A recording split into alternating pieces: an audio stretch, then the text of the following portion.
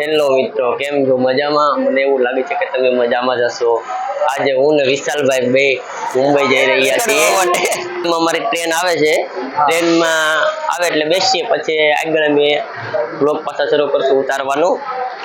ભૂલતા નહીં જો. હા, જોવાનું ભૂલતા નહીં. વિશાલભાઈ પતંગ ઉતારી રહ્યા છે મારું ટ્રેનમાં.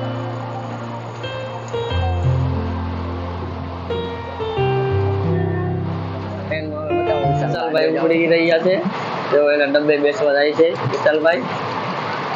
વિશાલભાઈને હું બતાવું છું.